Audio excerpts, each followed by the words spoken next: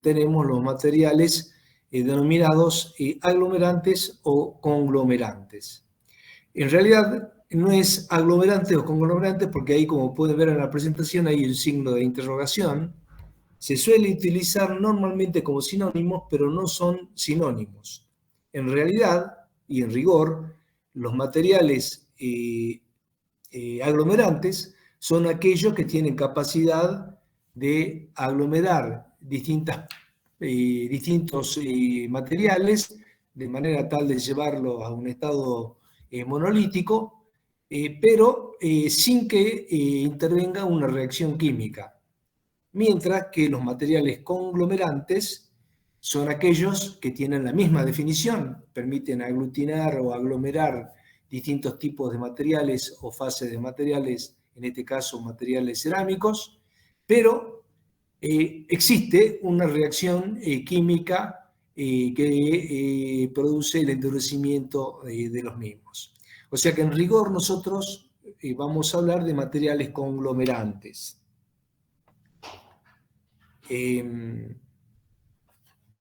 Bueno, entonces la definición de estos materiales conglomerantes se denomina aquellos materiales que una vez que son amasados normalmente con agua, adquieren un estado pastoso y de consistencia distinta, tienen la propiedad de poderse moldear, de adherirse a otros tipos de materiales, como sea en el caso del concreto, pueden adherir la arena, pueden adherir el canto rodado, etcétera, etcétera, y unirlo obviamente entre ellos. Normalmente hay un proceso de recubrimiento total, y esto hace después que, una vez que ha fraguado y que ha endurecido este material, alcanzan resistencias mecánicas importantes, caso típico, nuevamente, el concreto. En ese caso del concreto, el material conglomerante es el cemento.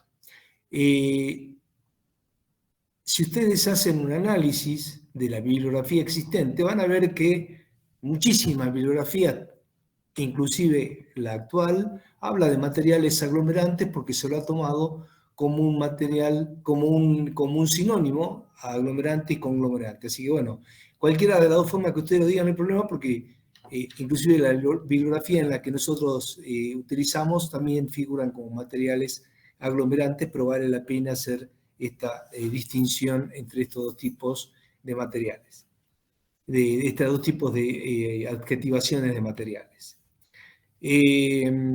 Bueno, dentro de la primera gran clasificación que podemos tener de los materiales aglomerantes, están los inorgánicos, que va a ser básicamente el objeto de estudio del curso. Los típicos son los aglomerantes aéreos, como puede ser la cal, el yeso, la magnesia, etc., la magnesia y el óxido de magnesio, o materiales aglomerantes hidráulicos, como puede ser el típico y el más importante, el cemento, la cal hidráulica, y ya en su forma, digamos, de material compuesto, del hormigón. Pero también existen los materiales de tipo orgánico, en los cuales la matriz aglomerante es normalmente algún derivado o una cola de la industria petroquímica, como ser el alquitrán, el betún. Caso típico, por ejemplo, es cuando armamos digamos, los asfaltos. Entonces acá quizás, ya como hicimos la distinción entre los materiales aglomerantes y conglomerantes, yo les pregunto a ustedes, ya dijimos, bueno, el típico material conglomerante es el cemento, cuando se utiliza para formar el concreto.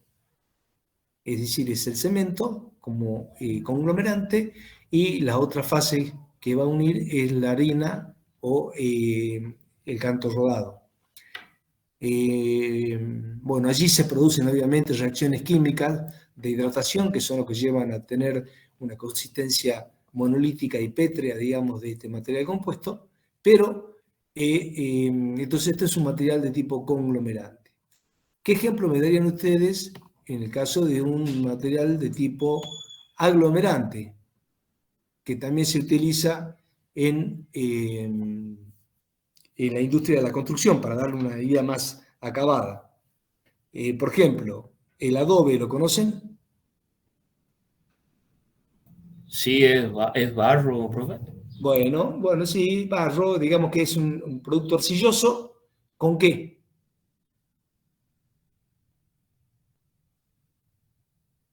¿Qué más tiene el adobe? ¿Qué es lo que le da la característica de rigidez al adobe? Porque si fuera simplemente arcilla que en estado plástico amasada con agua, yo le doy la forma esta, digamos, característica de un ladrillo, una vez que se seca, no hay reacción química alguna, lo único que hay es un secado, se elimina el agua, hay fuerzas, digamos, durante el secado que mantienen rígido el material, pero el material así como tal no sería un material muy útil. ¿Qué más tiene el adobe como refuerzo? Paja o la paja. Paja, ¿correcto? Entonces, fíjense que ahí tienen un típico caso de un material aglomerante. No hay reacción química, simplemente hay un secado, porque usted lo que hace es la arcilla o el producto arcilloso, el cual usted llama ese barro, usted lo amasa, tiene consistencia plástica, lo mezcla con el adobe y después lo que hay es simplemente un secado, no hay reacción química como la hay en el caso de las cales o en el caso del yeso o en el caso del cemento, en donde eso sí son materiales conglomerantes. En el caso del adobe es un material de tipo aglomerante. ¿Se entendió, no? La diferencia. Bueno, empezamos con el primer material conglomerante aéreo. ¿Y por qué se denominan aéreos? Y porque aquellos conglomerantes que para poder fraguar y endurecerse necesitan estar solamente en presencia de aire. No se puede endurecer bajo condiciones de humedad o sumergido en agua. El primero de ellos, y quizás uno de los más importantes, son las cales. Las cales, digamos, aérea, y otro que también es importante es el yeso. Bueno, ¿cómo se forma esta cal aérea? Bueno, se parte de lo que se denomina la piedra caliza, que es el carbonato de calcio, en donde por tratamiento térmico a alta temperatura, arriba de los 1000 grados, se va a descomponer en óxido de calcio y dióxido de carbono. El óxido de calcio es lo que denominamos la cal viva. Este producto se vende como producto intermedio en bolsitas plásticas, normalmente en los corralones que se usan mucho en la industria de la construcción. Luego esta cal viva, si nosotros le agregamos agua, vamos a obtener el hidróxido de calcio, que es la ecuación que está apareciendo acá, y esto es lo que se denomina la cal apagada, y por supuesto una reacción isotérmica tiene un desprendimiento de calor. El pasaje de la cal viva durante el apagado aumenta un 20% el volumen del material. Esto significa de que si yo estoy utilizando, por ejemplo, cal hidratada para hacer el revoque, normalmente un revoque está compuesto por arena, cal y algo de cemento. Yo utilicé una cal que no está bien apagada, o sea que no está en un 100% convertido en hidróxido de calcio. ¿Qué va a pasar con el tiempo? Este incremento de volumen me va a hacer una eflorescencia en el revoque que yo pueda hacer. Por eso es muy importante tener en cuenta que hay que apagar bien la cal si yo voy a utilizarlo posteriormente como un material del revoque. Entonces este material, esta cal, una vez que, bueno, yo ya la tengo hidratada, lo tengo como un producto seco en polvo, al agregarle el agua para generar las características de un material fluido, en donde yo puedo incorporar otro tipo de materiales, como ser arena, por ejemplo, para armar lo que se denomina un mortero de hormigón, un mortero de revoque. Una vez que va eliminándose el agua por secado, comienzan a haber fuerzas que le dan rigidez, y posteriormente el endurecimiento se va a producir mediante la carbonatación. Es una reacción química en donde el hidróxido de calcio va a reaccionar con el dióxido de carbono presente en el medio ambiente, producto de todas las reacciones que hay que emiten dióxido de carbono, desde los gases de combustión de los vehículos hasta la exhalación del humano, para formar nuevamente el carbonato de calcio o la piedra caliza, digamos, de origen. Y es donde va a adquirir la dureza más importante. Bueno, las cales se pueden clasificar de distintas maneras, según un porcentaje de óxido de magnesio, según el tiempo de apagado y según el contenido de arcillas. Bueno, según el porcentaje de óxido de magnesio, ustedes saben que las canteras de carbonato de calcio, que es la materia prima a partir de la cual se hace la cal, normalmente siempre pueden estar contaminadas con otro tipo de óxido, y es el óxido de magnesio, un poco la pareja que siempre va a acompañar las canteras de carbonato de calcio. Vamos a tener carbonato de magnesio también. Entonces, de acuerdo al porcentaje, si es bajo, el orden de un 4%, se denomina, en óxido de magnesio hablando, se denomina cal gruesa. Si ese porcentaje es aproximadamente un 10%, se denomina cal intermedia, y si es del orden de un 35% o mayor, se denomina cal flaca. Según el tiempo de apagado, se denomina de apagado rápido, si el tiempo de apagado es menor de 5 minutos, de apagado intermedio si el apagado de la cal demora entre 5 y 30 minutos, y el apagado lento si se demora más de 30 minutos este proceso. El apagado de la cal es el proceso en el cual el óxido de calcio reacciona con el agua para dar hidróxido de calcio. Y según el contenido de arcilla, que también eso es otra contaminación que puede tener las canteras de piedra caliza, se denomina cal grasa si tienen menos de un 5% de arcillas, cal árida o magra si tiene entre un 5, más de un 5% y un 10%, por ejemplo, de óxido de magnesio, y cal hidráulica si tiene más de un 5% de arcilla. La cal hidráulica, a diferencia de la cal aérea, cuando tiene altos contenidos de arcilla, puede endurecer y fraguar, como su nombre lo indica, en presencia de humedad o de agua. Bueno, ¿cómo es la producción de la cal? Partimos de una cantera. Normalmente las canteras de carbonato de calcio o de piedra caliza están a cielo abiertos. Acá en Salta tenemos las canteras de producción local que están en el municipio de La Merced.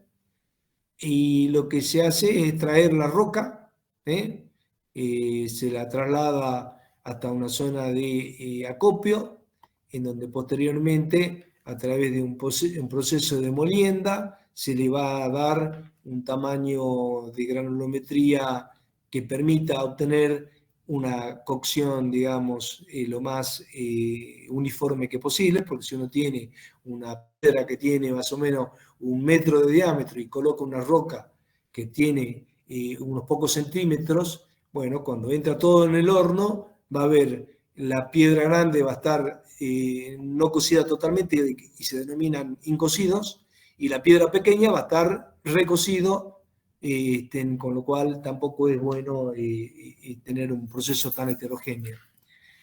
Una vez que se clasifica entonces mediante molienda normalmente en chancadoras, se tamiza y se lleva a calcinación. El horno normalmente son hornos de mediano tamaño, en donde digamos, la fuente ígnea que se utiliza suele ser leña. Hoy se pueden utilizar también gas natural, porque es más difícil conseguir, digamos, como material de combustible leña, y se llega a una cierta temperatura en donde se obtiene obviamente el óxido de calcio, y este óxido de calcio posteriormente se puede apagar por el agregado del agua de alguna manera que ya vamos a ver más adelante, y puede venderse ya sea como lechada de cal, el hidróxido de calcio en estado líquido, o puede venderse como cal apagada hidratada en forma de polvo, o puede venderse antes del apagado como cal viva, y son las formas comerciales en las que nosotros podemos conseguir este producto. La calcinación, bueno, hay varias maneras de hacerla. Puede hacerse al aire libre con llama, al aire libre por capas. Estas dos formas son formas muy artesanales que dan un producto totalmente contaminado, ya que se hacen normalmente,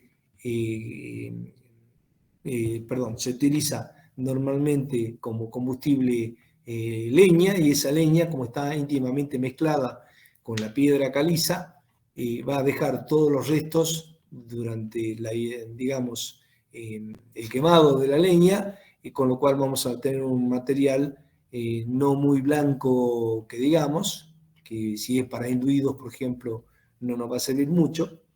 Y son dos técnicas que prácticamente no se utilizan, y hoy sí se utilizan más hornos intermitentes, continuos con llama, continuos por capas, y para grandes producciones, hornos giratorios, que son hornos parecidos a lo que se utilizan para hacer el cemento Portland, pero de dimensiones muchísimo más pequeñas.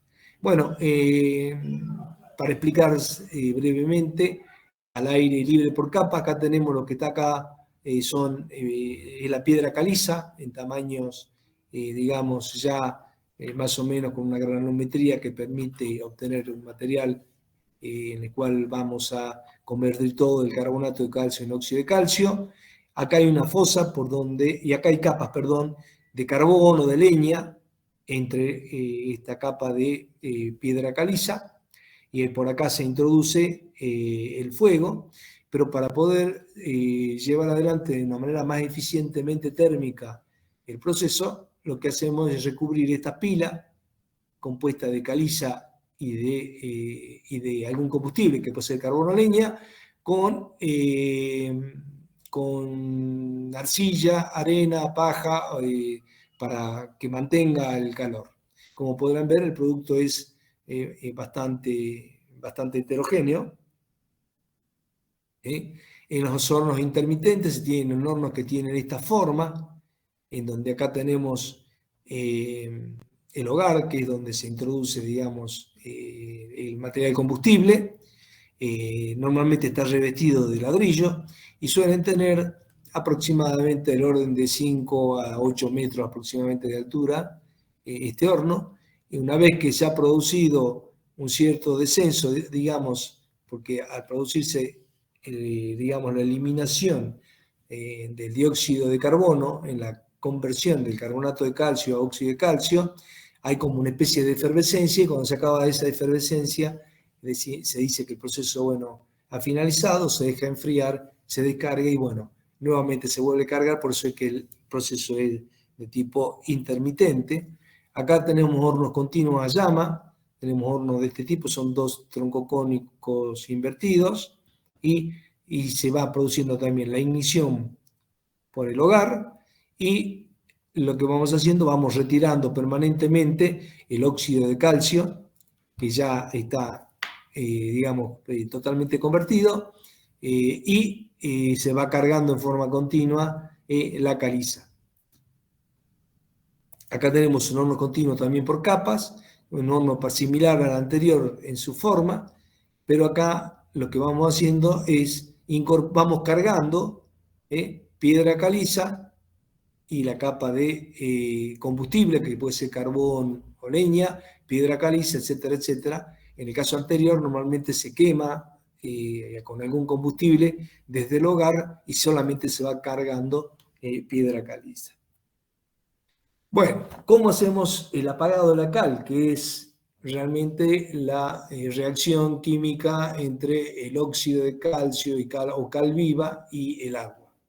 El apagado puede hacerse al aire libre, bajo techos, donde tiene una duración extremadamente larga y simplemente va a utilizar la humedad medio ambiente para ir produciendo este tipo de apagado.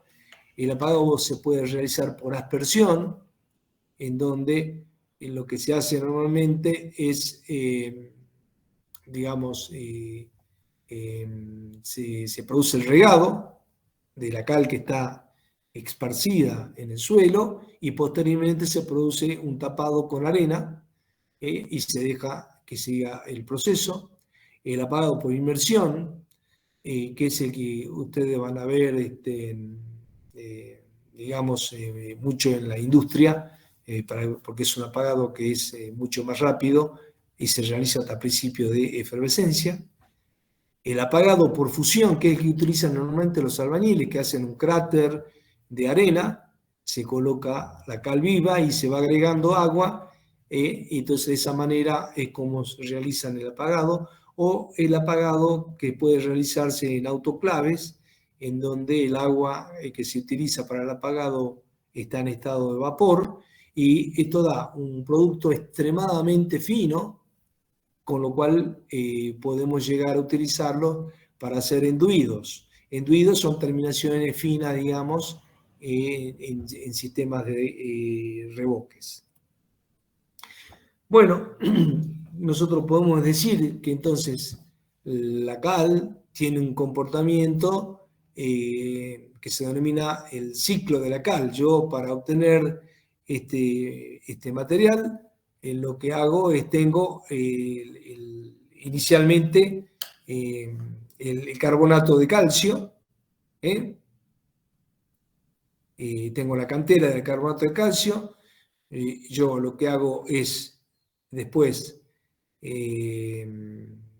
por acción del calor, obtengo la cal viva en los hornos que vimos recién, esta cal viva que es el óxido de calcio, la apago por reacción con el agua, obtengo el hidróxido de calcio, cal apagada. Este hidróxido de calcio yo puedo combinarlos con distintos materiales, normalmente con arena o con áridos, para obtener distintos tipos de mortero. Y este mortero posteriormente se va a secar, va a adquirir la primera dureza. El fraguado hay dos procesos, es fraguado y endurecimiento. El fraguado tiene que ver con el cambio de la consistencia del material conglomerante, es decir, se hace mucho más rígido, y el endurecimiento es que adquiere propiedades mecánicas, digamos, que le permiten ser autoportante. Posteriormente, por acción con el medio ambiente, en donde tenemos dióxido de carbono, este óxido de calcio, este hidróxido de calcio va a ir carbonatándose de manera tal de volver al estado original como carbonato de calcio. Esto es lo que se conoce como el ciclo de la cal. Bueno, habíamos visto en alguna diapositiva anterior que existen cales hidráulicas, es decir, aquellas cales que pueden endurecer en presencia de humedad o en presencia de agua.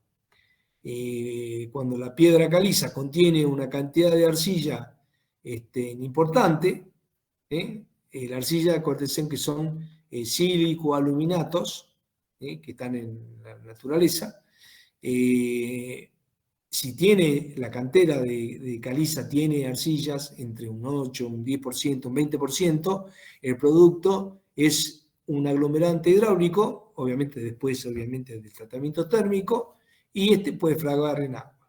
Y acá aparece lo que se denomina un índice hidráulico, que es igual al porcentaje de óxido que contiene la arcilla, dividido el porcentaje de óxido que tiene la piedra caliza. Dijimos que la piedra caliza suele estar siempre contaminada con carbonato de magnesio. Entonces esto es la piedra caliza, que va a tener como óxido de calcio y óxido de magnesio, y la arcilla, que va a tener óxido de silicio, óxido de aluminio y óxido de hierro. Esto es lo que se denomina, esta relación de porcentaje de óxidos se denomina índice hidráulico. La inversa del índice hidráulico se denomina módulo hidráulico. Entonces, de acuerdo a cómo es ese porcentaje, el índice hidráulico, también podemos clasificar a las cales en cal grasa y magra.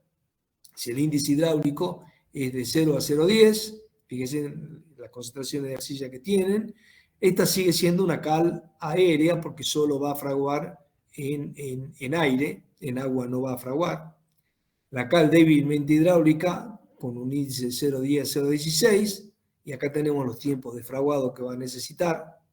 Cal medianamente hidráulica de 0,16 a 0,31, cal propiamente hidráulica de 0,31 a 0,42, fíjense en la cantidad de arcilla que vamos teniendo. Cal inminentemente hidráulica entre 0,42 y 0,50%, perdón, 0,5, no es por ciento, sino es 0,5. Cemento lento ya está entrando en una escala de cemento cuando tenemos el índice entre 0,5 y 0,65, y cemento rápido cuando la cantidad, el índice hidráulico es de 0,65 a 1,20. Fíjense ya la duración del tiempo de fraguado. Simplemente para información, el tiempo de fraguado nosotros lo medimos con la aguja de Vicat, que es la misma aguja que se utiliza para medir el tiempo de fraguado en los cementos de distintos tipos. Bueno, la fabricación de estas cales hidráulicas son exactamente igual que lo hemos visto anteriormente: la extracción, la puesta en tamaño de granometría a través de una chancadora o de algún molino para que tengamos una homogeneidad en el tratamiento térmico.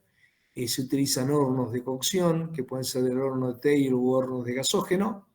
El apagado también se hace normalmente por aspersión, y posteriormente se hace un tamizado o un cernido para separar los productos, digamos, que han sido recocidos, que han pasado, digamos, del tiempo de cocción, o incocidos, aquellos que no han sido transformados completamente a cal viva, digamos.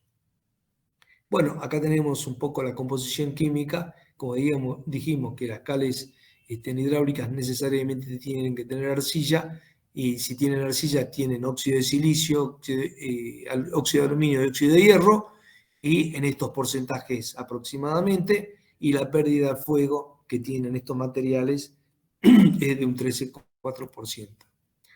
Bueno, las características técnicas que presentan estas cales, en función de la tipificación, la cal aérea 1, y bueno, acá vamos a ver la hidráulica inminente, la normal y la mediana, tienen estas concentraciones de distintos óxidos, esta, digamos, finura, y hay algunos datos sobre cuál es la resistencia, atracción, y en realidad no es más tanto resistencia a reacción sino flexión, y a compresión, que básicamente para todos los materiales conglomerantes es el dato que más suele utilizarse, que es la resistencia a la compresión.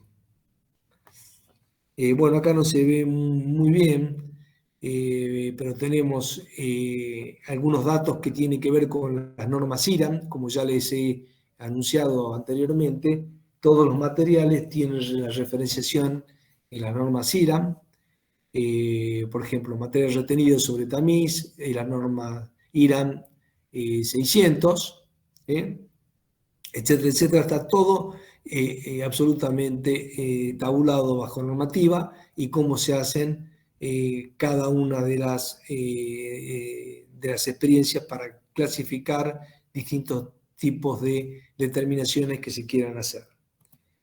Dentro de las aplicaciones de la cal, nosotros estuvimos mencionando básicamente la industria de la construcción o la ingeniería civil, pero no obstante ello, tiene una gran aplicación en la agricultura, en la industria química, en el tratamiento de gases, normalmente como absorbente, en la industria de los vidrios, actuando como óxidos modificadores de red vítrea, en la industria del acero, generando escorias, digamos, en la producción del acero, como carga en la industria del papel. El papel tiene una componente química que no solamente es fibra, sino tiene, digamos, cal como uno de los aditivos fundamentales en este tipo de industria.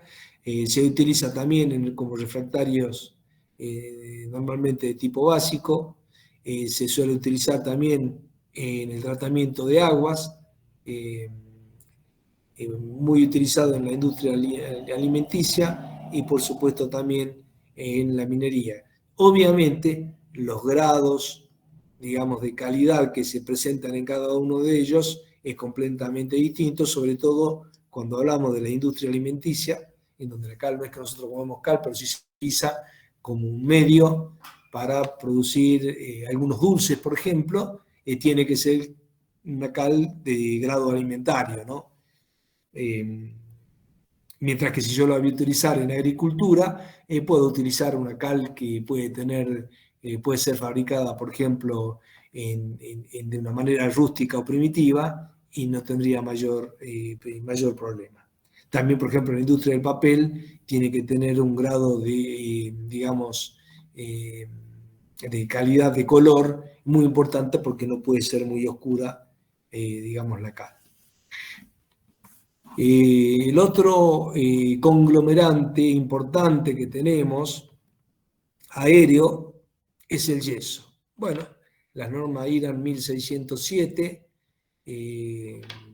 plantean que el yeso está constituido por sulfato de calcio hemidrato, es decir, con media molécula de agua, que se obtiene de la cocción del dihidrato de calcio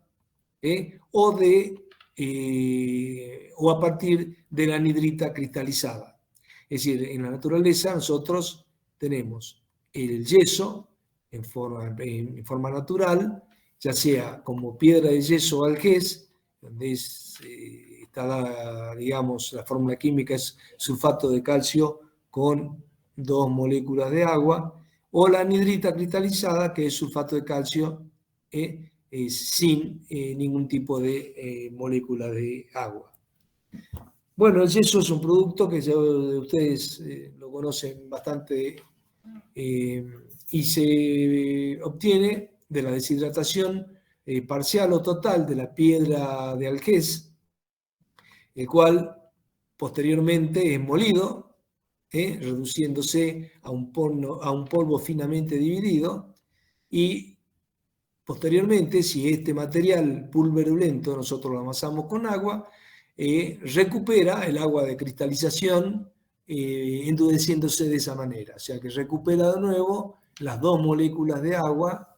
¿Se acuerdan? La cal vuelve de nuevo a ser carbonato de calcio. En el caso del yeso, eliminamos el agua, tenemos el hemidrato y con el agregado del agua vuelve a recuperar las 2 moléculas de agua y de esa manera se produce el endurecimiento.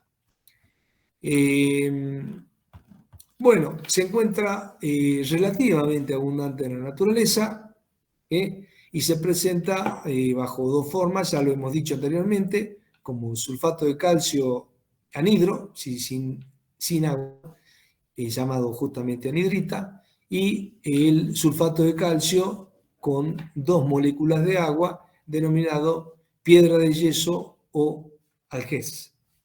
La anhidrita o sulfato de calcio normalmente tiene una coloración blanca o puede ser también incolora cuando está, digamos, sin contaminantes. Y de acuerdo a los contaminantes que puede tener, si es, por ejemplo, óxido de hierro, puede ser rojizo, y y si está con otros óxidos puede adquirir otras coloraciones. La densidad es de 2,46 y la dureza Mohs, digamos, en escala Mohs es igual a 3. La dureza en escala Mohs, recuerden cuando vimos dureza, era el talco el que tenía menor dureza y el que mayor dureza era el diamante, que tenía 10. Por lo tanto, el yeso es relativo blando, de tal forma que ustedes pueden rayarlo fácilmente sin mayor dificultad.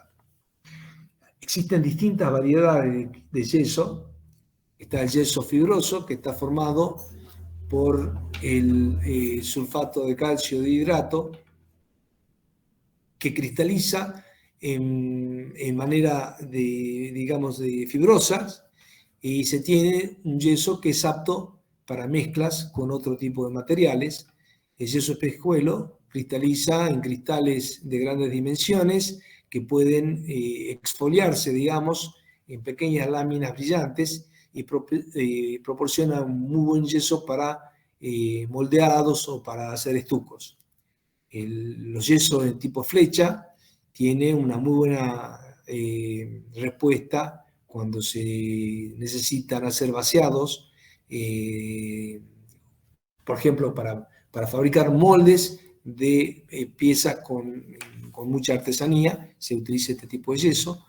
El yeso sacarino o de estructura compacta tiene un grano muy fino, recibe también el nombre de alabastro y se utilizan mucho en la parte de la parte de escultura porque permite, al ser muy fino, permite hacer detalles esculturales con mayor, digamos, calidad.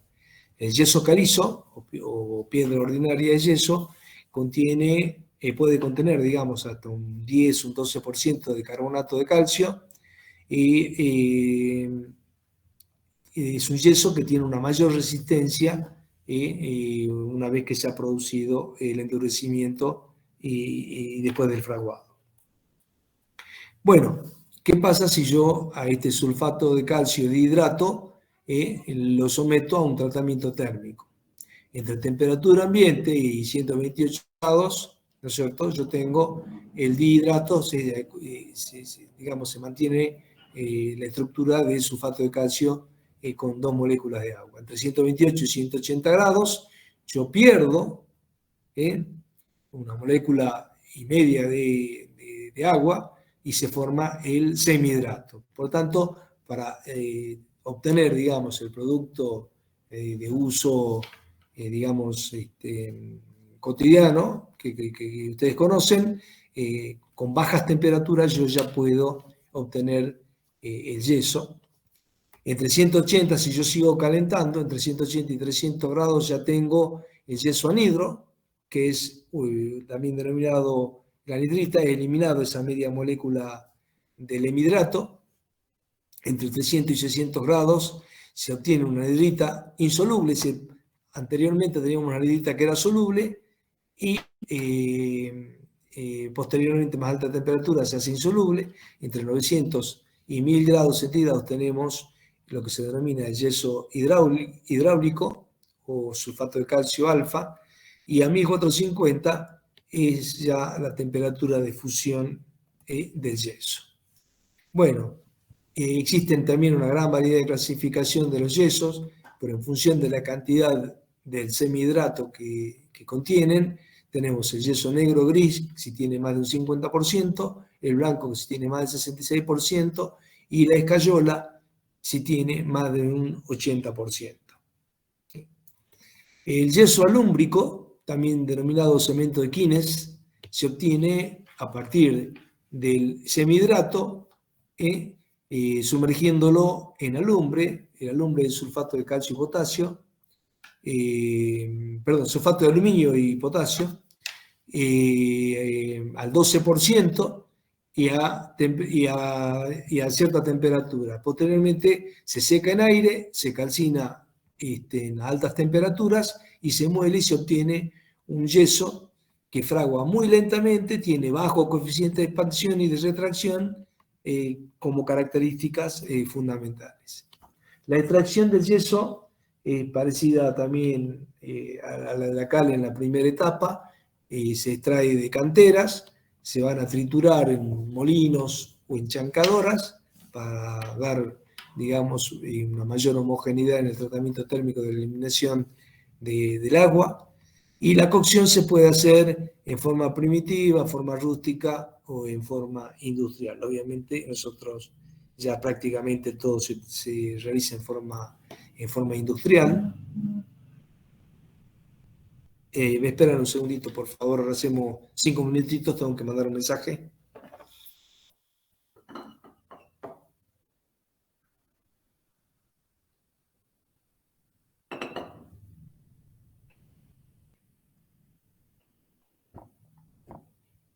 ¿Me escucharon, no? Hacemos 5 minutitos, mando un mensaje y Sí, ya profe. se... Tómense un cafecito.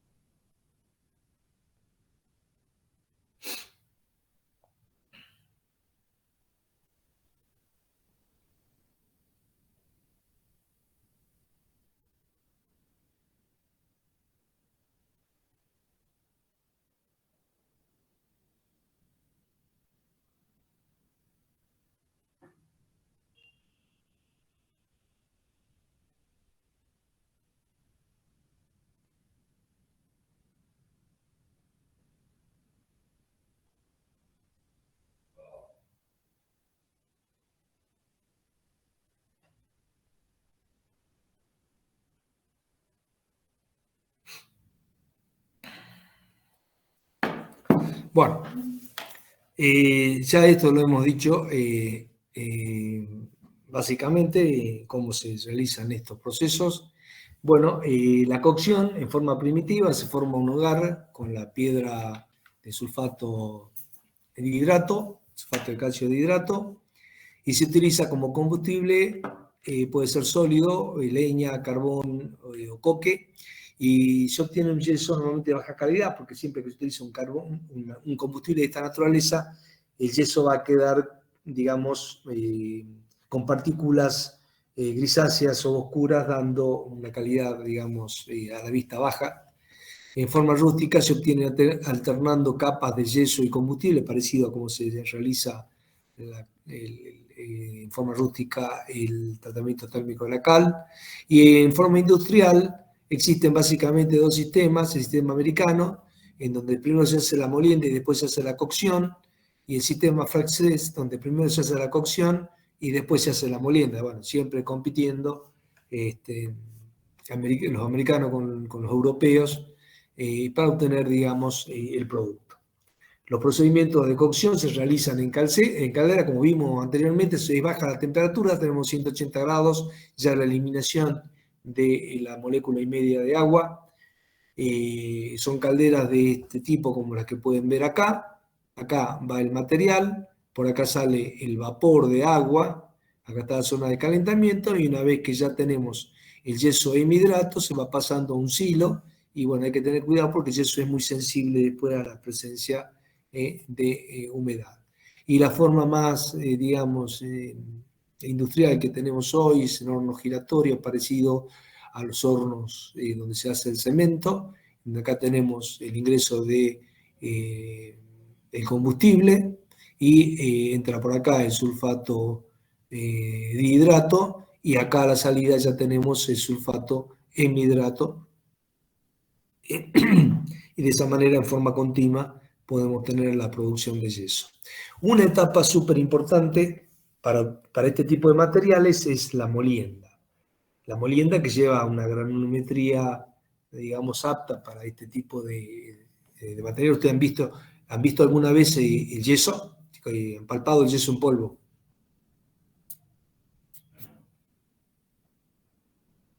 Están todos durmiendo. Bueno, tiene, digamos, una consistencia de un tamaño de partícula muy pequeño, Y ese se realiza normalmente en molino a barras. Acá tenemos las barras, que es un cilindro donde gira, y acá adentro es donde se va cargando el yeso para molerlo. Y en el molino a muelas tenemos, esta es una muela y esta es otra muela, y esta es la zona donde entra el material y por fricción se va moliendo el yeso hasta granulometría, que es según lo que dice la norma IRA. Bueno, los requisitos que deben cumplir estos materiales están fijados en la norma IRA 1607, siendo lo siguiente. Fíjense que se habla mucho de la finura, porque el tamaño de partículas es importante.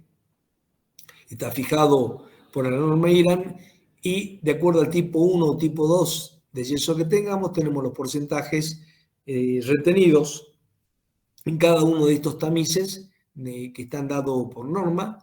También el tiempo de fraguado tiene que ver, inicial 3 minutos y máximo 25 minutos para el tipo 1, e inicial de 3 minutos y de 35 minutos para el tipo 2, y bueno, algunos tipos de requisitos químicos que dice la norma también, de cuál es, digamos, el contenido en hemidrato.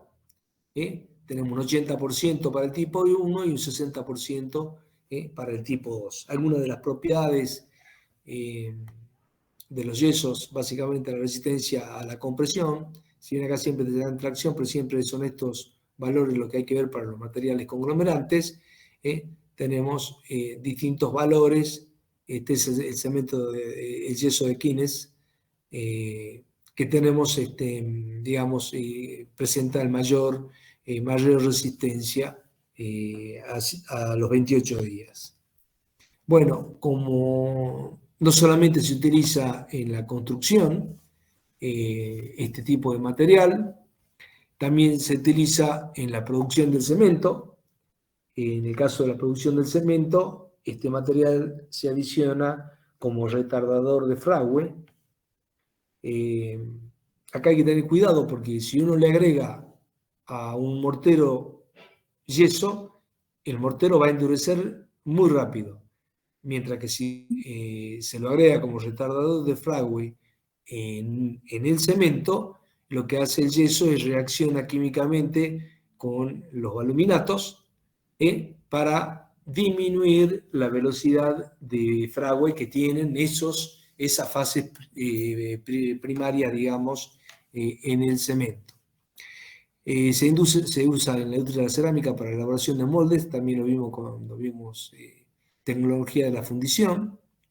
En la agricultura, para mejorar, digamos, la parte de las características del suelo cuando son suelos muy salinos. Bueno, si alguna vez alguno de ustedes se ha quebrado, ya cada vez se usa menos, pero bueno, mucho en medicina para enyesar, digamos, ciertas fracturas. En la industria química y farmacéutica se lo suele utilizar como fuentes de calcio para alimentación humana, obviamente, y en la industria de los alimentos se utiliza en el tratamiento de aguas, se lo puede utilizar también en la fabricación, en la fabricación de vinos, para eliminar, digamos, todo lo que son los taninos residuales, en la refinación del azúcar, y también se utilizan como alimentos en los animales. Es una fuente definitiva. ¿Qué es el yeso? ¿Qué era el yeso? Conglomerante. Sí, está bien, perfecto, pero como fórmula química, ¿qué es? Che, no me han estado escuchando, estoy hablando como tonto hace una hora ¿qué es el yeso? Sulfato de calcio. Sulfato de calcio, ¿ok? Al ser sulfato de calcio, bueno, no importa si es hemidrato o dihidrato, no importa, es sulfato de calcio, el yeso como en cualquiera de las formas, hidratadas. Es fuente de calcio, en definitiva, ¿ok?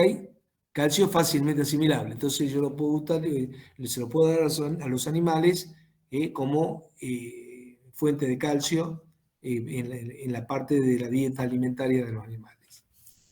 Bueno, vamos entrando quizás en el conglomerante más importante que tenemos, que es el cemento Portland. ¿Conocen el cemento Portland? Seguramente en casa alguna vez han hecho alguna obra mínima.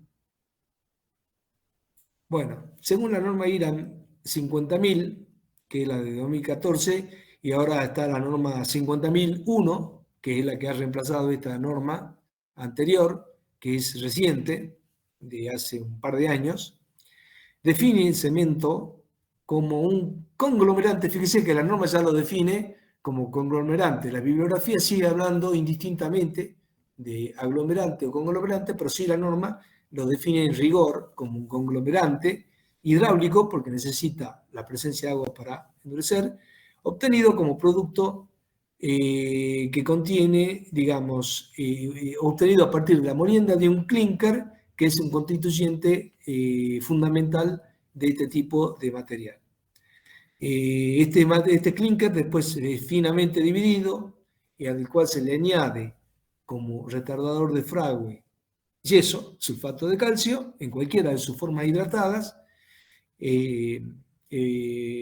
Obtenemos un producto finamente dividido de color grisáceo, cuando estamos hablando del cemento Portland particularmente, el cual, cuando es amasado con agua y se tiene una relación de agua-cemento que da dado por las normas IRSOC en particular, que es normalmente entre 0,5 y 0,6, se tiene una forma de pasta que puede incorporar una serie de fases, normalmente les llamamos áridos finos, medianos o gruesos, el cual va a generar después un material monolítico que endurece con características similares a una piedra.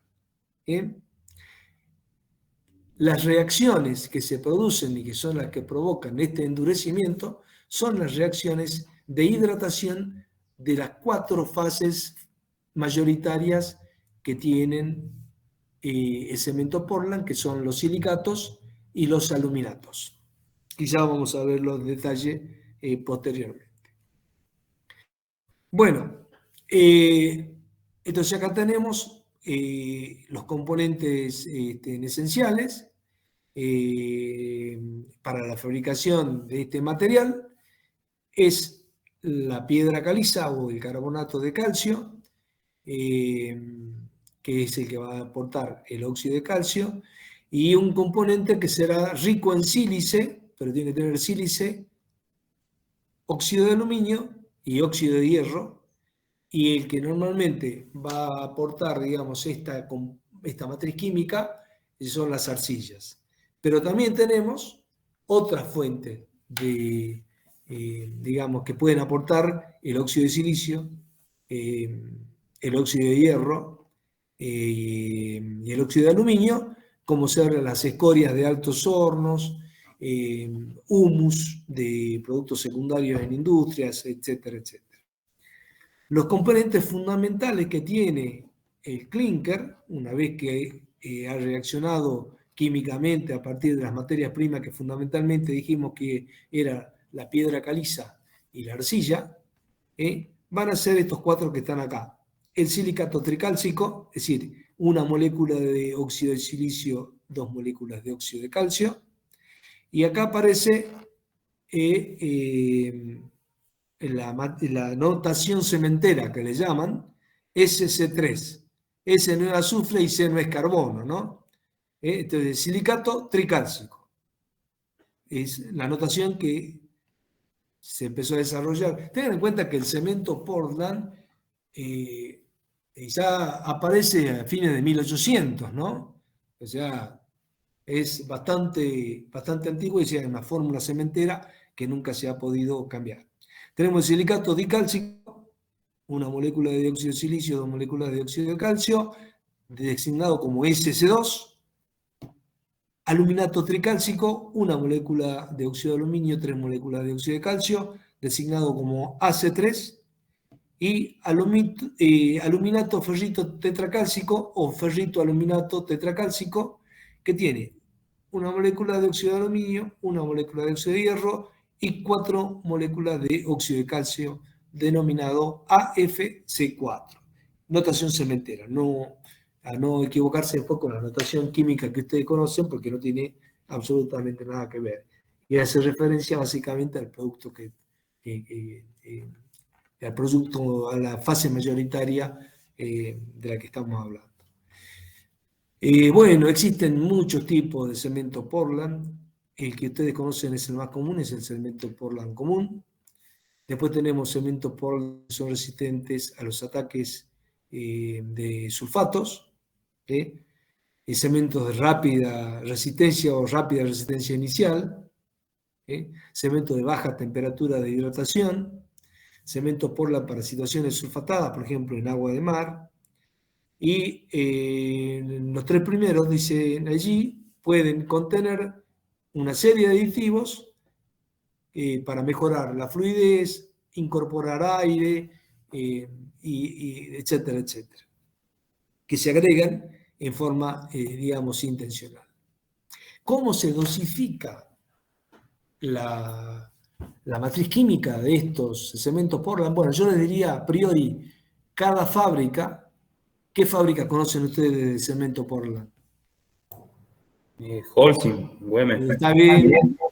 Holcim, Minetti, que eran ex Minetti. Loma Negra. Loma Negra, son las grandes fábricas que tenemos en Argentina. Cada una de ellas fabrican de acuerdo a su receta. En definitiva, fíjense, existen fórmulas de dosificación, como ser la fórmula de Chatelier, que dice que el porcentaje de la suma del óxido de calcio más del óxido de magnesio sobre la suma del óxido de silicio más del óxido de aluminio tiene que ser igual a 3. Michaelis propone un rango para una relación de óxido de calcio a óxidos de la arcilla entre 1,8 y 2,2. Gután y Guillet proponen porcentajes, digamos, de referencia para cada uno de ellos. Y acá Ortuño también otra fórmula. Ustedes van a ver quizás en la práctica que también está la regla de los carbonatos, que también tiene que ver con es una fórmula de dosificación. La regla de los carbonatos que nos dice que todo expresado como carbonato de calcio, todos los elementos, ustedes tienen en un horno entrada de caliza o carbonato de calcio, entrada de arcilla y sale el clinker.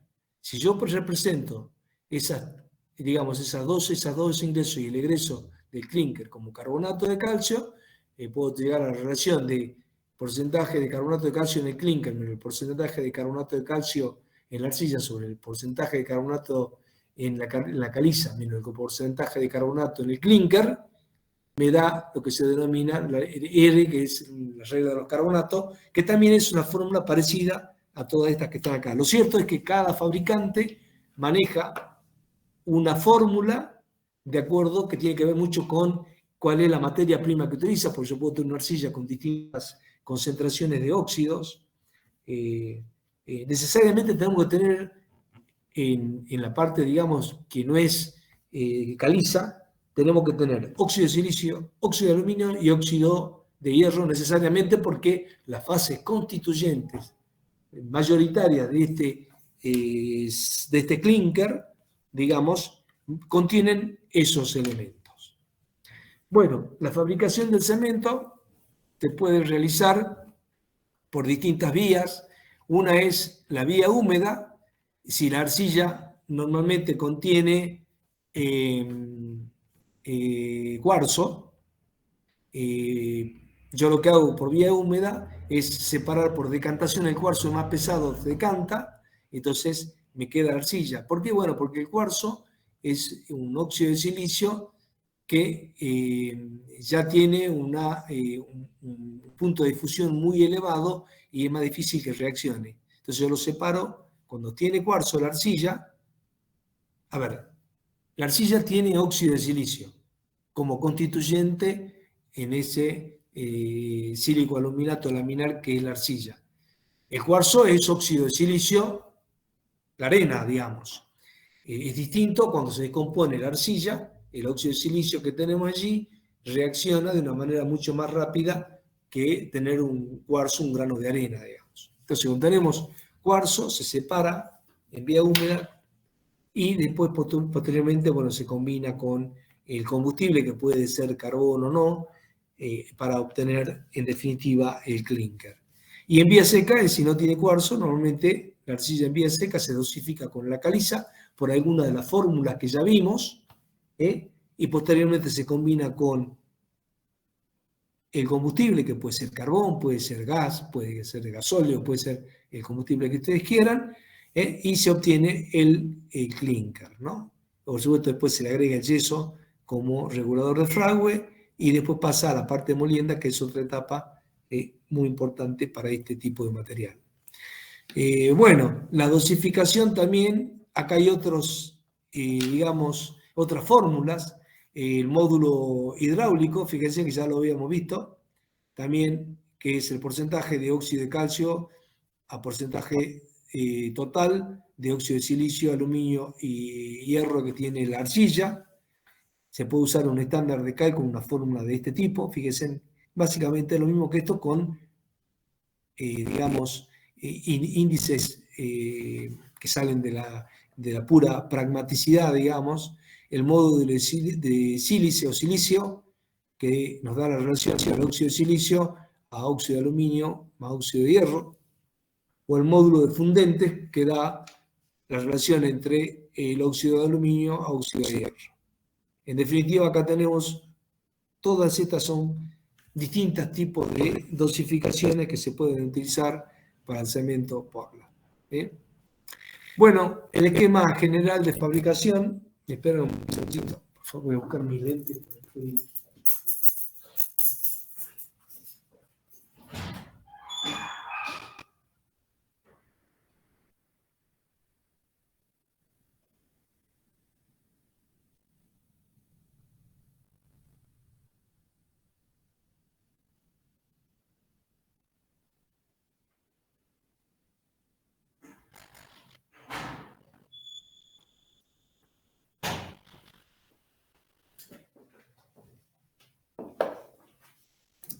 Bueno, ¿se ve el esquema más o menos? Sí, sí, sí. ¿Sí? Bueno, no puedo poner presentación porque no sé por qué no me pasa la diapositiva. Bueno, bueno, el esquema, sí, ya la verdad que me busca los lentes que son básicamente filtros, pues ya estoy lagrimeando, no sé si es porque no me escuchan o porque me parece que están todos oídos, pero bueno, tenemos, dijimos que hay dos componentes fundamentales, ¿sí? El aporte de óxido de calcio y el aporte de óxido de silicio, óxido de aluminio y óxido de hierro a partir de la arcilla. Son los elementos fundamentales. Productos naturales que están en cierta abundancia. Entonces, lo que hacemos es dosificar, obviamente adecuar a tamaño de partícula para que nosotros podamos tener después en el horno rotatorio y podamos configurar este clinker, que es al final del horno, es una partícula pseudoesférica de pocos centímetros de tamaño. Este crudo, o también llamado harina de cemento, que es la dosificación con alguna de las fórmulas que ya vimos anteriormente, comienza a ingresar en el horno, donde mediante una serie de tratamientos térmicos, porque el horno, a medida que este material va ingresando al horno, va tomando distintas temperaturas en las distintas longitudes por las que va atravesando, y obtenemos acá el clinker con el agregado de yeso u otros componentes para convertir cementos especiales, que les denominamos aditivos, que puede ser filo calcáreo, puzolas, colas de altos hornos, etcétera, etcétera. Obtenemos un cemento Portland si no tiene aditivos, o cementos especiales si le agregamos algún tipo de aditivos. Bueno, ¿cómo funciona este esquema, digamos? Primero, pasa esa harina de cemento, este crudo de cemento o materia prima básica, que no es otra cosa que la dosificación con alguna fórmula que algún fabricante te dará la dosificación que tiene que tener de sus componentes, pasa primero por un intercambiador de calor donde se va precalentando instantáneamente crudo, que está en estado pulverulento, y a 350 grados lo que obtenemos es la deshidratación de las arcillas. Acuérdense que las arcillas son sílico-aluminatos que tienen hierro, obviamente, laminares, pero que tienen, obviamente, agua en su estructura. Se elimina todo el agua. Después, entre 550 y 900 grados, obtenemos la descomposición de la arcilla. La arcilla puede ser una caolinita, puede ser una morionita, una hilita, una bentonita, etcétera, etcétera. Estas son distintos tipos de arcillas que tenemos. Se va a disponer en óxido de silicio, y en la nomenclatura cementera aparece como S, no es eso, sino S es óxido de silicio, en óxido de aluminio A y en óxido de hierro F. Hasta acá todavía, recuerden, no pasó nada con el carbonato de calcio, y posteriormente, superado los 1000 grados, el carbonato de calcio, por acción de la temperatura, se va a componer en óxido de calcio, que en la fórmula de cementera va a ser C, y dióxido de carbono. Posteriormente, al ir avanzando en el horno,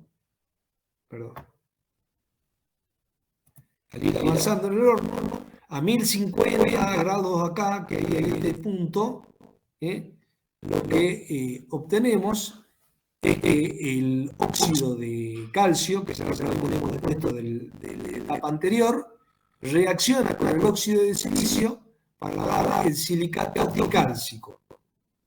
Y el óxido de calcio reacciona con el óxido de aluminio y el óxido de hierro para dar el ferritoaluminato tetracálcico. Conforme va avanzando esa fase a mayor temperatura, a 1200 grados centígrados aproximadamente, el óxido de calcio, que no ha sido reaccionado todavía, reacciona con el silicato dicálcico para dar el silicato dicálcico, y el óxido de calcio reacciona con el óxido de aluminio para dar el aluminato tricálcico.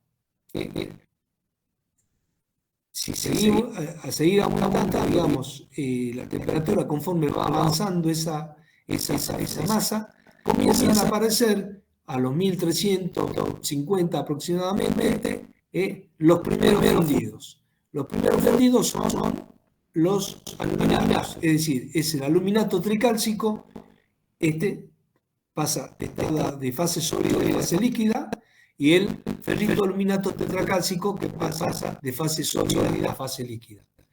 Esto es una etapa muy importante porque tenemos en este punto aparece la fase fundida, que son los aluminatos. Los aluminatos que están fundidos están en estado líquido, y en el cual están dispersos los silicatos de calcio, tanto el dicálcico como el tricálcico, que están en estado sólido. O sea que tenemos un líquido en el cual están dispersos en fase sólida de los silicatos. ¿Se entiende hasta ahí? Bueno, una vez que ya están, digamos, todas las reacciones producidas, lo que tenemos que hacer es enfriar en esta parte rápidamente. ¿Para qué? Por dos motivos. Un motivo es de que evitar que el silicato tricálcico vuelva a silicato dicálcico, porque yo tengo que controlar que la cantidad de silicato tricálcico y dicálcico sea la que están estipuladas acá. El silicato tricálcico tiene que tener entre un 60 y un 65%, y el silicato dicálcico entre un 20 y un 25%, como fase mayoritaria en el clinker. Y la fase, digamos, de los aluminatos tiene que tener entre un 5% o un 10% de aluminato tricálcico y entre un 5 o un 10% de aluminato tetracálcico.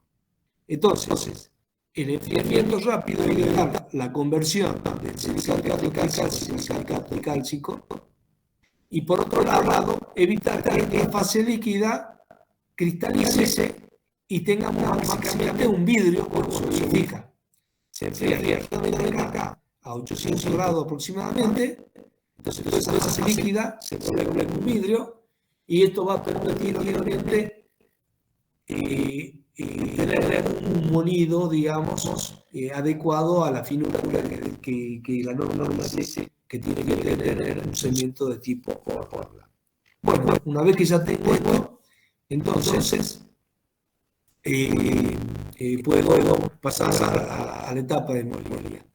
Bueno, ¿cómo es entonces el proceso de fraguado y endurecimiento de este cemento, particularmente el cemento Portland? Bueno, el cemento se mezcla con agua, forma una pasta. Mientras más agua le agrego, más fluidez tiene la pasta, pero menos resistencia de cohesión tiene también. Por eso que existe una norma que nos dice que hay relación agua-cemento que se tiene que respetar. Bueno, esta pasta tiene la propiedad de ir endureciéndose progresivamente hasta constituir un sólido que tiene una dureza creciente y una resistencia que también es creciente.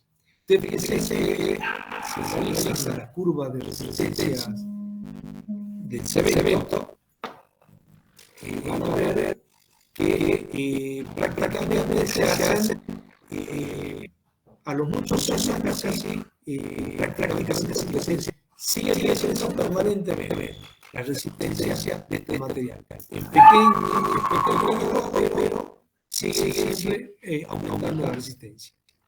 Estas características, digamos, de resistencia de estos materiales están causadas por procesos físico-químicos derivados de las reacciones de hidratación de las que se componen el cemento, en este caso el cemento Portland, y la primera que va a iniciar la hidratación, el fraguado, es el aluminato tricálcico. Por eso se agrega, para evitar esta rápida y casi espontánea, si no tuviera yeso, el cemento prácticamente desecharía en forma muy instantánea. El yeso hace reacción al aluminato tricálcico y de esa manera es como se controla el fragüe en este tipo de materiales. Posteriormente se trata el filtro cálcico, el silicato cálcico y el silicato tricálcico en ese orden. Esas son las reacciones de hidratación. Bueno, si bien el proceso no es cabalmente conocido, existen básicamente dos teorías que hablan de la formación de cristales hidratados en esas cuatro fases mayoritarias que van desarrollando las fuerzas de adherencia que le dan esa característica, digamos, de dureza a este material. Existe la teoría de Chatelier o la teoría coloidal-dinámica de Ellis, son las que dos teorías que más se mencionan, pero eso llega a la conclusión de que existen las dos teorías en formas conjuntas, en formas individuales, y lo que ocurre es de que ustedes imagínense que tenemos la plata de cada una de esas cuatro fases, las fases constituyentes mayoritarias de el cemento. A ver. Era silicato, aluminato. Bueno, precisemos. Estas son las dos fases grandes, ¿no? Dentro de los silicatos que tenemos. La oxidad y silicio. No. Ya estamos en las fases. Silicatos, tricálcico, dicálcico aluminato tricálcico y aluminato tetracálcico. Esas son las cuatro fases, digamos, que tenemos mayoritarias en el segmento. Cada una de ellas, en contacto con el agua, va a producir, digamos, la hidratación de esas fases. La hidratación de esas fases aparecen como entrelazadas, digamos, una estructura hidratada en cada una de esas fases que va encapsulando cada una de esas fases, y entonces cada vez le cuesta más al agua seguir hidratando las partes más íntimas que quedan cada una de esas fases, y por eso el segmento a lo largo del tiempo va adquiriendo y sigue adquiriendo resistencia. No que se produjo la hidratación completa y quedamos allí. ¿Correcto? ¿Se entiende? Sí.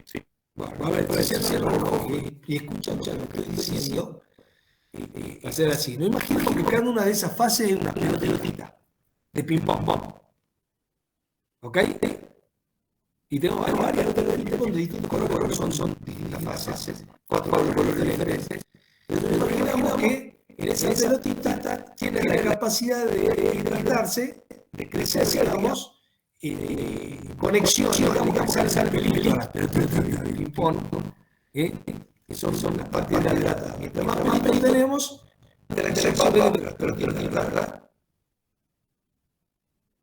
Entonces, si hay un dado, sobre todo por la hidratación entre fases, cada vez que yo ingrese agua, digamos, al interior, va a ser más difícil. Pero puede seguir ingresando, distribuyendo moléculas de agua hacia el interior, puede seguir hidratándose, y al seguir hidratándose puede seguir aumentando la resistencia de este material. Por eso es que en los años sigue aumentando la resistencia, aunque se hace hace tiempo, muchos años, pero siempre sigue aumentando, aunque sea de manera muy pequeña, pero sigue aumentando la resistencia.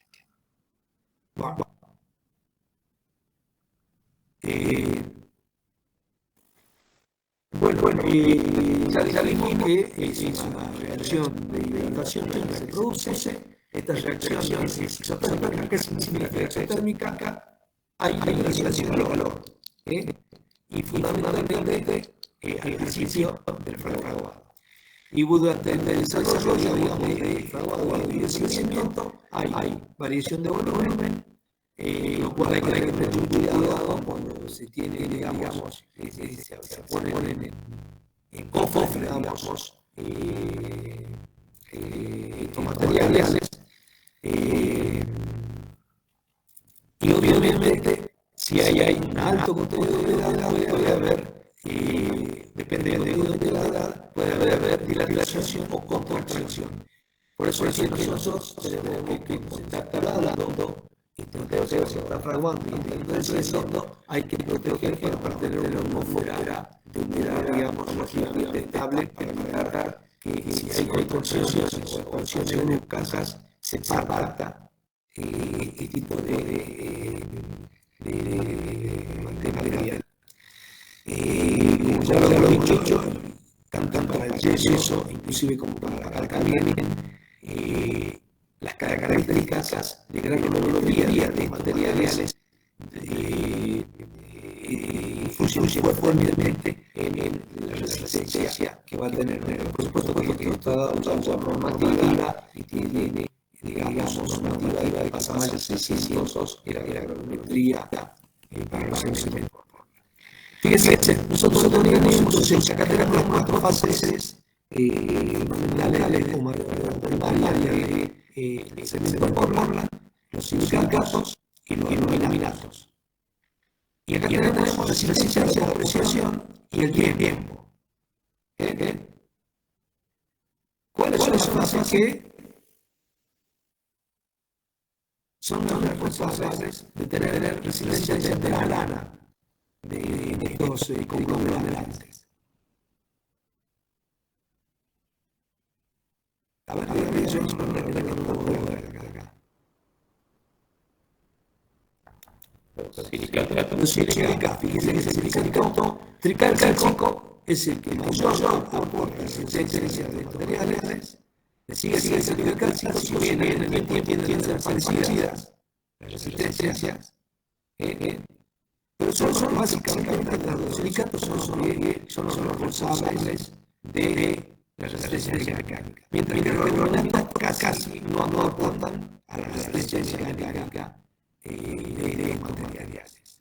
Por lo tanto, yo quiero tener un cemento de alta resistencia mecánica, que es lo que tenga que tener como cantidades mayoritarias en la composición de cemento. Mucho que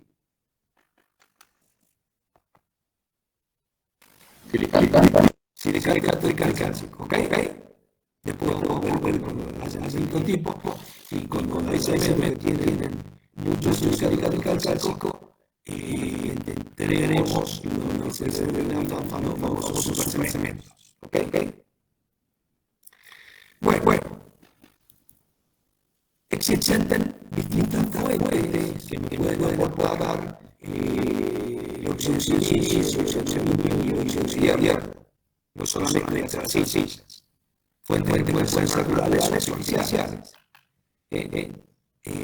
Dentro de lo natural tenemos materiales orgánicos, las cenizas orgánicas, rocas y cenizas secundarias, las arenas o las zarras, o pueden ser las arcillas refinadas, puede ser materia prima para producir clínica. Pero también puede ser materia prima artificial, y sobre todo aquellos usos industriales que hacen como, digamos, productos de desecho, como ser en casos las escorias de los hornos, las cenizas, los humos, etcétera, tienen ese tipo de material y por tanto pueden ser perfectamente materia prima para construir esos. Después ese tipo de materia prima que yo tenga, voy a dar nombre característico a ese cemento. Por ejemplo, el cemento orgánico tiene pusolas, ese porcentaje. Tenemos distintos tipos de cemento de los hornos. Ahí tenemos las composiciones. Cemento férrico tiene 20 y 30% de escoria de horno. Tienen en cuenta que en la escoria de horno, yo voy a hablar de todos los componentes que necesitamos hacer un cemento tipo Portland. Un cemento de horno tipo de 75% de escorias. Y usted le agrega con 75% de escorias. Pero bueno, la escoria del horno, ¿qué tiene? ¿Qué tiene? A ver. ¿Cómo se asocia la escoria del autor?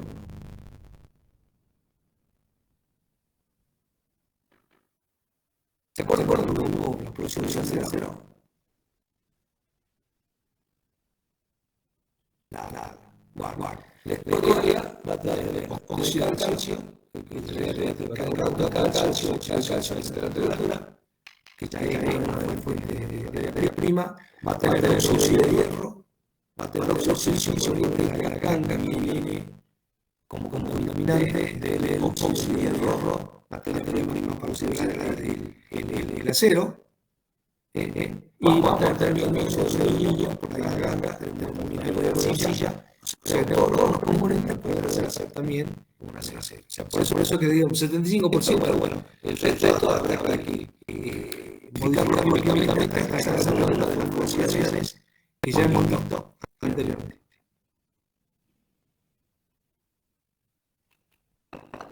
Hay un cemento que es el clinker que tiene hasta un 80% de escoria de alto horno. Bueno, esto ustedes pueden ver que hay distintos tipos de cementos. Hay un cemento, por ejemplo, el cemento frente a los problemas de dilatación que tenemos estos materiales durante el lavado, cuando se le agrega, por ejemplo, sulfalumcal, cemento luminoso, se obtienen materiales que digamos, los pantanos se usarían ese tipo de materiales porque ustedes Si yo tengo que hacer gran masa, por ejemplo, una curación de un que sea de bajo valor de hidratación y que no se expandan tanto, son volúmenes enormes, eso puede dar problemas después en la etapa de cagado y endurecimiento.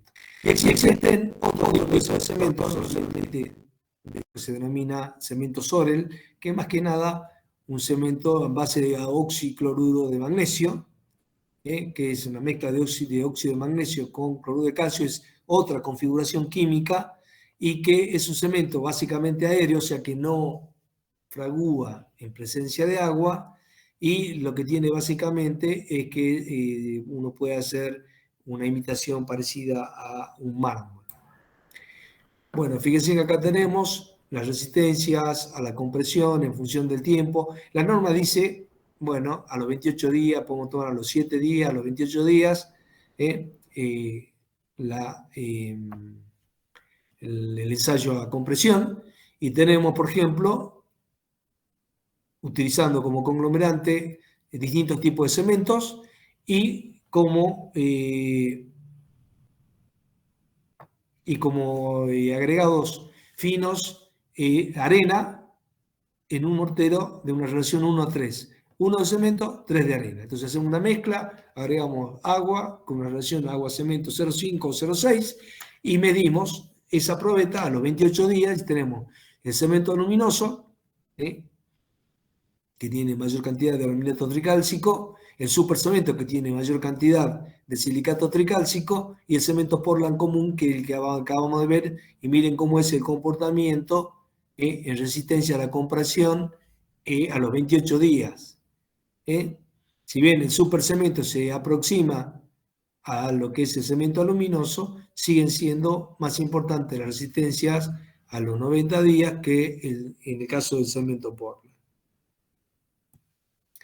Bueno, ahí están las temperaturas, digamos, de hidratación que se pueden llegar a obtener si utilizan distintos tipos de cemento. Cemento aluminoso, si bien tiene buena resistencia, al igual que su cemento, también ¿qué es lo que tenemos? Hay mucha temperatura. Entonces eso hay que tener cuidado en función de qué tipo de obra estoy haciendo yo para ver qué tipo de cemento es el que voy a utilizar. Y acá hay un diagrama ternario básicamente de distintos tipos de materias primas que yo puedo utilizar para fabricar un cemento Portland. Fíjense que este diagrama ternario, que son los elementos fundamentales y esenciales para la fabricación del cemento. Acá está faltando el óxido de hierro, pero bueno, el óxido de hierro en pequeñas concentraciones, que es fundamental también para la fabricación del cemento Portland, está de todas maneras contenido dentro de esos materiales. Tenemos en la tríada esta, tenemos el óxido de silicio, el óxido de aluminio y el óxido de calcio. Y tenemos distintos tipos de materiales naturales o artificiales, como escoria de altos hornos, que nos permiten obtener distintos tipos de cemento. Es decir, en definitiva, mientras ustedes tengan una materia prima que contengan ese tipo de óxidos, es decir, que contengan óxido de calcio, óxido de aluminio, óxido de silicio y óxido de hierro, podemos, en base a una formulación determinada, producir cemento Portland. Bueno, algunas de las recomendaciones de utilización de los distintos tipos de cementos. Obviamente todo dado por norma, y por ejemplo, el cemento Portland normal, la IRAN 1503, se utiliza en obras de hormigón de masa de pequeño y mediano volumen, también en obras que tienen hormigón armado, es decir, el hormigón armado es cuando tienen las estructuras metálicas, digamos el concreto, o también se pueden utilizar en hormigón pretensado. En el hormigón pretensado son esas viguetas pretensadas que ustedes la ven a menudo, que tienen una sección de tipo T, en donde, bueno, esa es la forma, se colocan los aceros, se tensan los aceros, se vierte el concreto, con esa forma de tipo T, y una vez que ha endurecido el material, se detensan, por lo tanto genera una situación de compresión en la vieta, y eso es lo que le da una resistencia mayor. Ahí está pasando de hoja. ¿Qué es lo que están viendo? ¿Otra materia? Bueno, tenemos el cemento Portland de escorias de alto horno, de hornos, que es donde también dan todas estas recomendaciones para cada uno.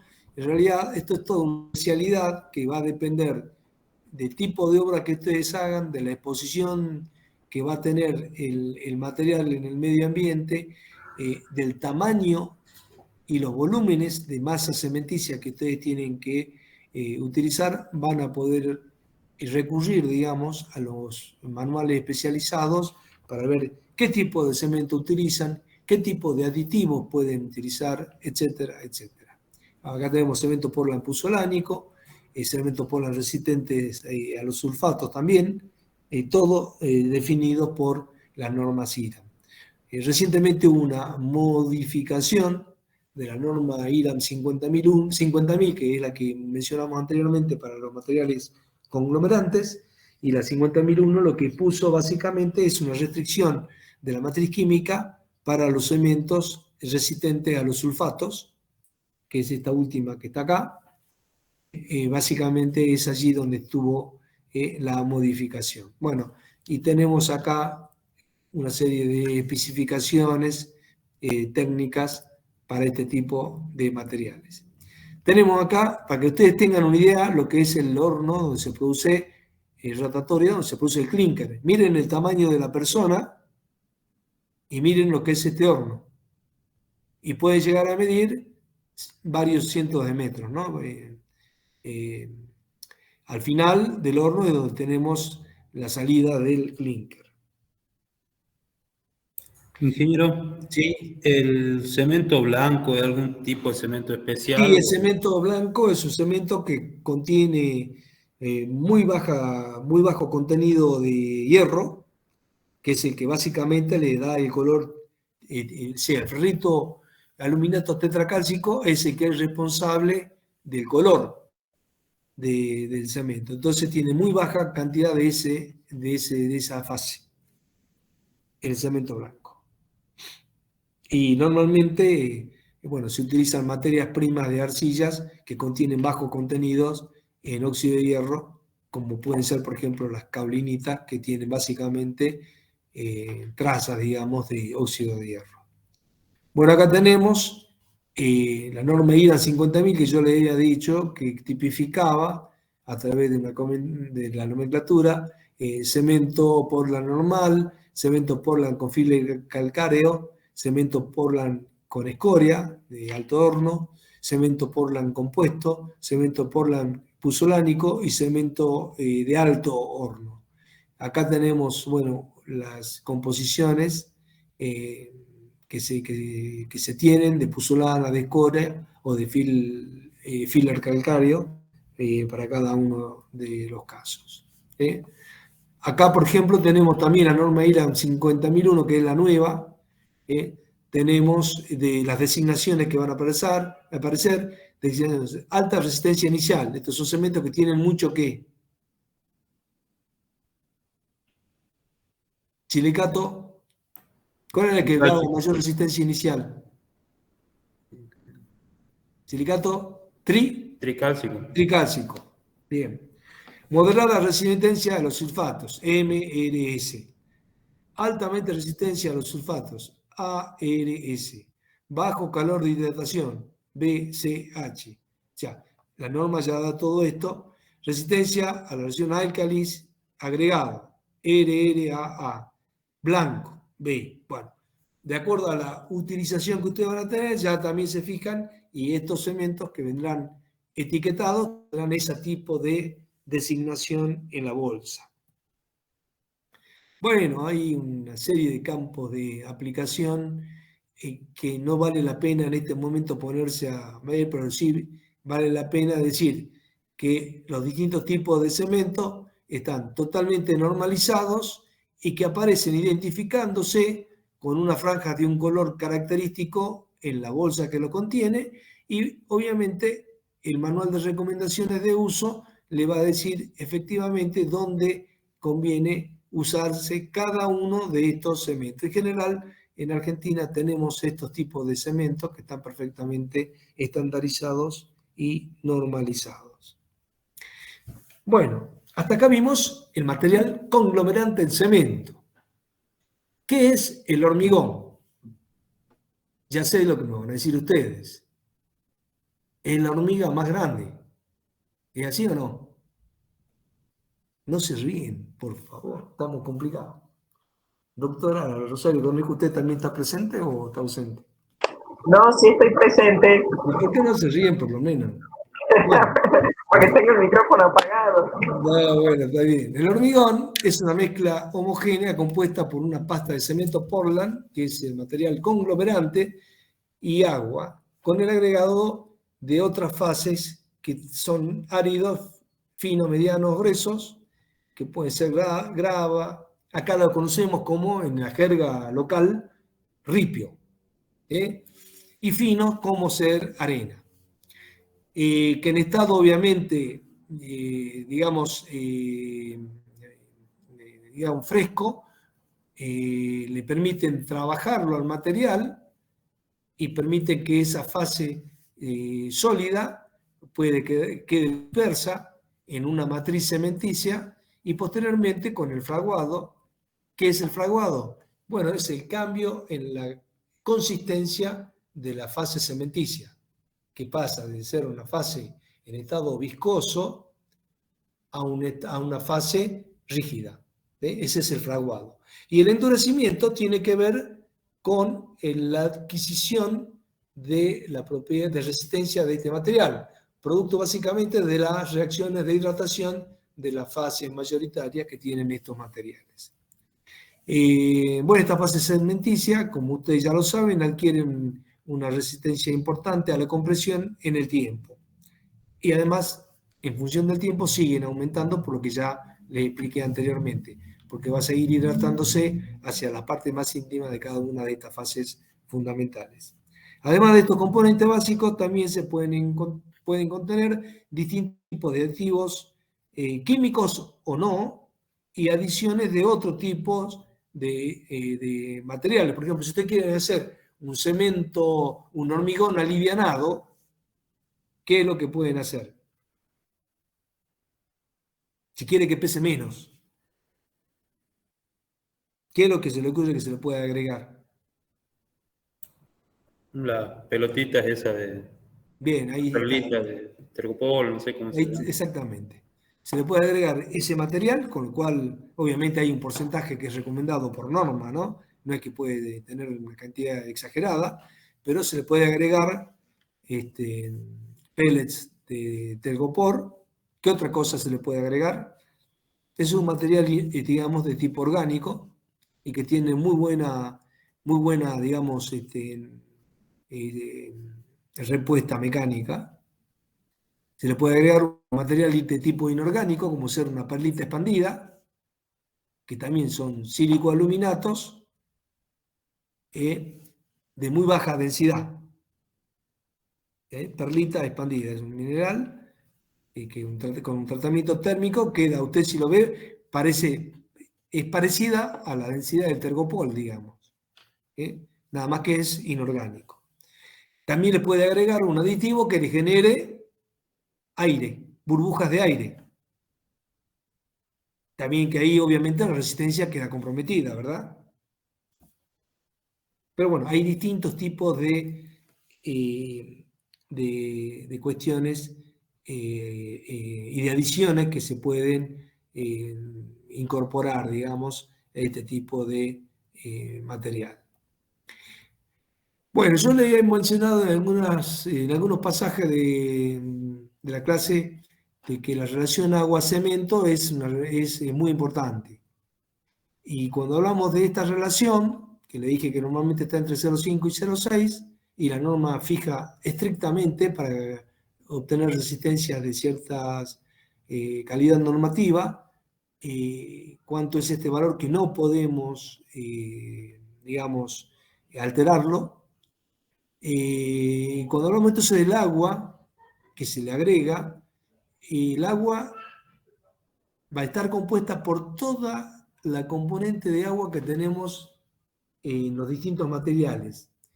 A ver, si yo voy a colocar árido fino, arena, y árido grueso, canto rodado, ripio o grava, pueden estar húmedos, ¿verdad? Pueden estar húmedos. Entonces, el agua que mantienen, que está fisisorbida en estos, hay que contarla como en esta relación de agua-cemento. Si yo le voy a agregar aditivos, el aditivo normalmente va en una base acuosa. También hay que agregar esa cantidad de agua que está en los aditivos para llegar después al agua que yo le agrego profesamente a la cantidad total de agua en esta relación.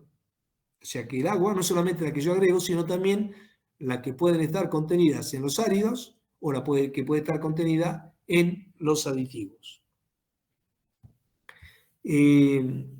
Bueno, a ojo de buen albañil, si bien acá están dadas las condiciones que debe cumplir el agua, como ser residuo sólido, materia orgánica, pH, sulfato, etcétera, etcétera, que tiene que tener, a ojo de albañil yo le voy a decir una sola cosa: si el agua es potable, el agua cumple con la norma IRAN 1601.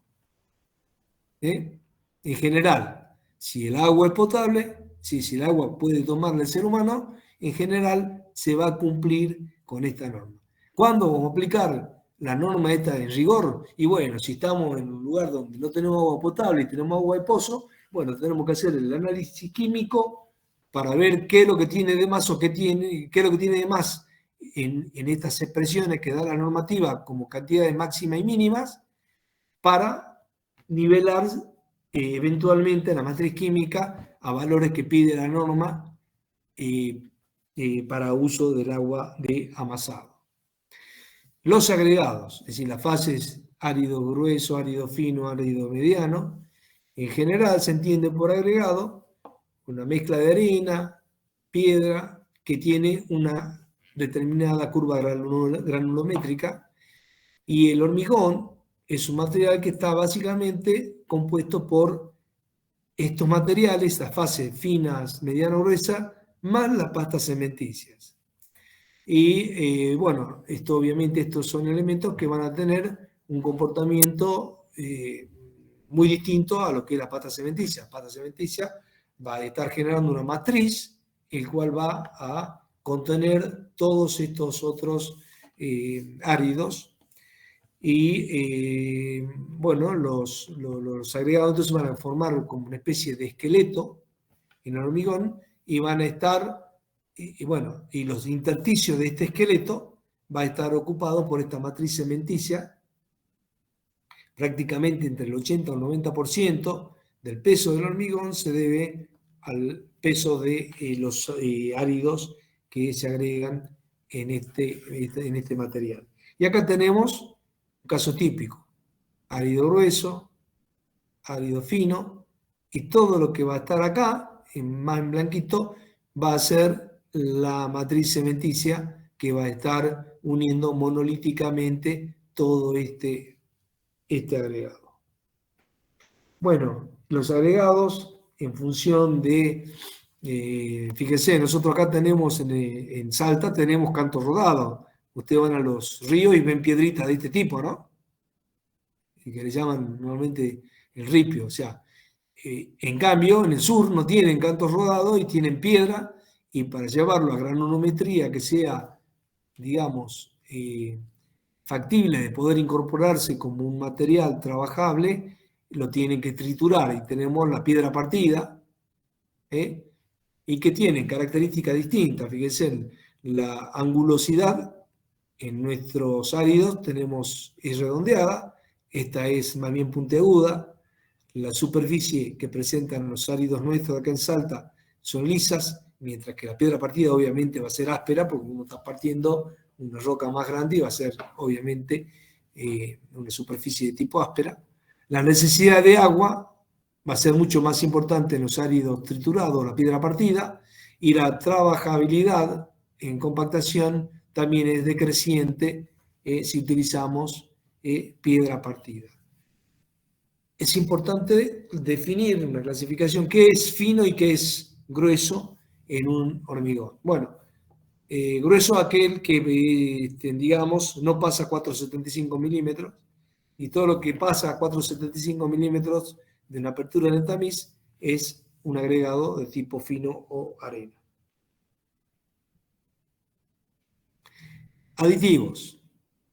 Si yo necesito que toda esta matriz de hormigón pueda llegar a lugares, por ejemplo, en cofres que son muy complejos en su geometría, necesito más fluidez, más trabajabilidad, voy a agregar fluidificantes, tantos normales como superfluidificantes. Si yo necesito incorporar aire para hacer un material más aislante desde el punto de vista acústico, desde el punto de vista térmico, también agregaré, digamos, un aditivo que me genera ese tipo de burbujas. Si yo necesito hacer grandes dimensiones, como ser un murallón en un dique, que son grandes masas, necesitaré retardadores de fragüe para tratar de que toda la masa frague de una manera más monolítica y no haya una parte que fraguó en un tiempo y otra parte que fraguó en otro tiempo. Por lo tanto, puede haber, digamos, fallas en esa unión a medida que voy llenando el encofrado, digamos, de todas esos grandes volúmenes. Bueno, agregaré retardadores de fragüe. Y si yo necesito, por una cuestión económica, de usar rápidamente, por ejemplo, un encofrado para no gastar tanta plata en madera, uso aceleradores de fragüe para que rápidamente adquiera resistencia y pueda sacar el encofrado y usarlo en otras partes de la obra. ¿Correcto? Bueno, acá tenemos algunas del comportamiento que tiene el hormigón frente a distintos tipos de medios en el cual él va a desempeñarse, como ser bases, ácidos, agua de lluvia, agua destilada, aceites, etcétera, etcétera, y vemos el comportamiento que tiene el hormigón, si hay degradación, si hay erosión, o si hay degradación por hinchazón.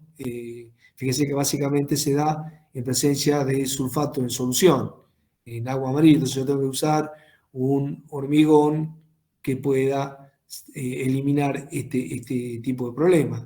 Y sí, en el caso del hormigón armado, donde se consideran también la fase metálica, que es la que se coloca para soportar, digamos, la propiedad de tracción, obviamente, si el hormigón no está perfectamente impermeable y quedan porosidades que me llevan hasta donde está la armadura, puede haber, si hay contacto con ácidos, corrosión, puede haber, digamos, corrosión también si está en contacto con el agua, y por supuesto también corrosión si hay contacto con sulfatos o con cloruros, como se ve acá, y de acuerdo si es un rombito, un triangulito o un cuadrado, es el grado de corrosión que podemos llegar a tener. Bueno. ¿Preguntas? Ingeniero, ahí recién estaba hablando del tema de hormigón. Sí. Pero, por ejemplo, puntualmente cuando hacen un revoque, que preparan el mortero agregándole cal, sí. la función... Bueno, eso no es hormigón, ¿no? No, por eso. Eso es un Ahora está mortero, hablando de hormigón, pero este es no tiene otro. nada que ver. Sí. Sí. ¿La función de la cal en ese caso es alivianar la mezcla esa o No, la función de la cal fundamentalmente en el revoque es el conglomerante. Pues si sería cemento El solo, le se pone, partiría. a ver, ¿cuál es la típica dosificación de un revoque? Que hay un revoque grueso, un revoque fino, que se hace con árido más fino o árido más grueso. El revoque más grueso que permite es, digamos, cubrir defectos de una forma más gruesa, ¿no es cierto?, más grosera. El revoque fino para dar la terminación. Entonces, el revoque en realidad, usted tiene tres partes en volumen de arena, una parte de cal y eventualmente le ponen un poquitito de cemento como para darle un poquito más de resistencia. Pero antiguamente, prácticamente el revoque era solamente arena y cal, cal hidratada, ¿no? Sí. Eso. ¿Está respondida su pregunta o quiere...? Sí, sí, sí. Bueno, el hormigón es otra cosa, que cuando usted ya está